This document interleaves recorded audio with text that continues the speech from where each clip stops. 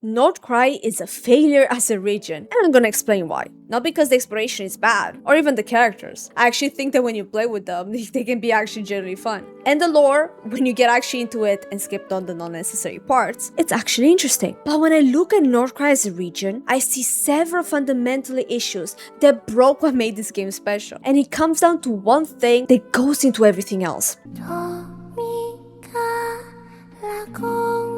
Problem number 1, the lunar system, and specifically that is completely locked behind Nod Krai. Lunar reactions are locked behind specific lunar characters. In every previous region, when a new reaction was introduced, it was designed to work with the existing game. Then the reactions didn't invalidate your old teams. They in fact gave you new options. You could play your old teams, your old Raiden, International, but you could also play your new Dendro team. The game gave you more, not less. But in Nod Krai, the game gives you less. Because the lunar system is so disconnected from everything that came before it, it makes the rest of your characters feel pointless. And the endgame has turned around that as well. So what happens to your old teams? They didn't get worse. The game just decided they don't count anymore. It's the fact that the meta has moved so high up that nothing else can reach it anymore. And there's literally no point in even using the old characters anymore. And here's how it gets worse. The game didn't have to be like this. But the point is, you are so locked in with these lunar characters and these specific teams that work with these characters only that you cannot play absolutely anything else. Maybe you could combine, but realistically, it's not gonna work as well and it's gonna make it impossible for you to finish endgame things that honestly your account should be able to. And I do want to point something out here. Natran actually did this better because Niso was also region-specific mechanic, but Forsas like Achinaku, for example, trigger it. Not like Nod Krai with Haino or other Forza characters cannot even trigger lunar. You didn't need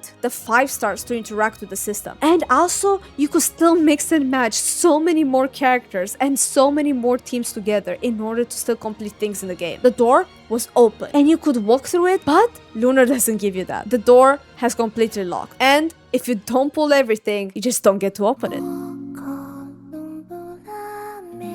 Problem number 2, which directly follows my previous point. When reactions are locked to specific characters, team building just breaks. There is no meaning behind it. Think about how team building used to work. For example, in Atlan, you had so many Mulani teams, Movika teams, Kinish teams. The point was you could mix and match. You could slot in different supports, different sub DPSs, different healers, and it still functioned. Teams were flexible because the reactions were element-based, not character-based. And as long as the characters lined up, the teams functioned. The game still rewarded you for understanding these reactions and these interactions, not for owning specific characters. Nod Krai does not work like that. Lunar reactions are locked behind specific 5-star characters. And there is something I want to cover here, and that is Zibai. Yes, like other Nod Krai 5 stars, she can activate lunar reactions on her own. And on the surface, that sounds flexible. It's great. But here's the thing. Lunar is separated in 2 parts. Part 1 is the reaction itself, just getting it to trigger in your team. That's what characters like Zibai or Inefa can do on their own. And part 2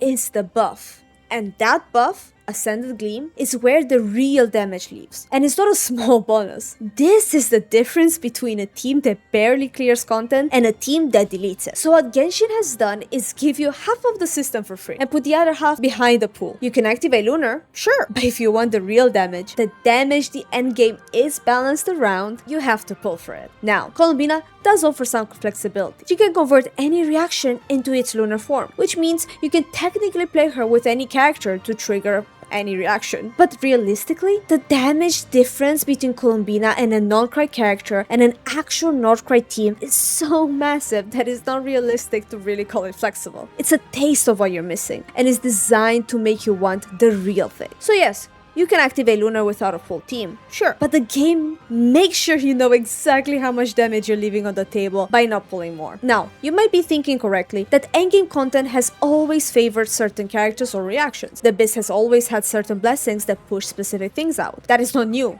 And you're right. But before Nod Krai, when the Abyss boosted a certain reaction, you had options. The rooster was big enough that you could adapt. But lunar reactions don't have that depth. There are only a handful of Nod Krai characters compared to the entire rest of Genshin's roster. So instead of having a wide pool of options, everything gets polarized to the specific 5 stars. You're not choosing between different playstyles. You're choosing between pulling or being locked out of the meta. Because it's either this specific team that works very well for this specific Nod Krai characters, or at least nothing that you can actually complete the endgame with. That's the problem. It's not that the Abyss favors certain reactions, it's that the pool of characters who can even participate in these reactions is so small that the game has become a checklist. Pull the specific characters or accept that you're playing a worse version of the game.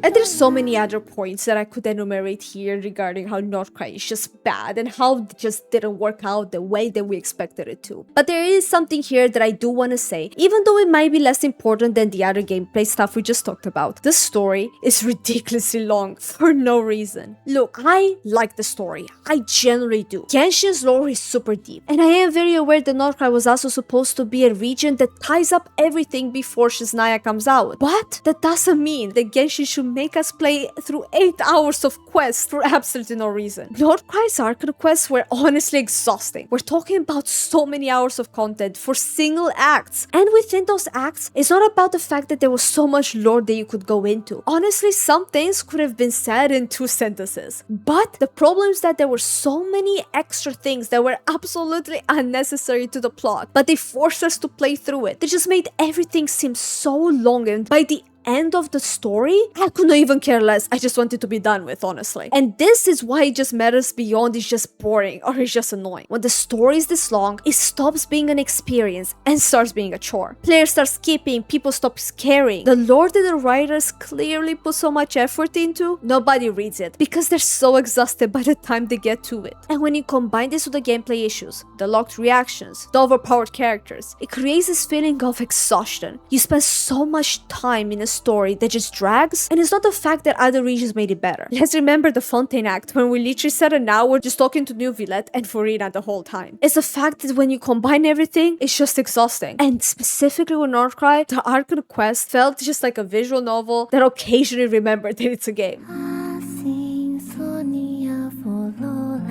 So that's Nod Krai, a region that looks beautiful, has fun characters, interesting lore, but wrapped around a system that makes everything else you invested in feel pointless. I'm not saying Nod Krai is bad, but the structural problems, they are very important to mention. And if this is where Genshin is heading, this might not be a very pretty thing for us from now on. The problem isn't that the game is unplayable, it's that the game is changing what playable means, and not in a good way. Thanks for watching, please do let me know what you think down in the comments, and I'll see you in the next one.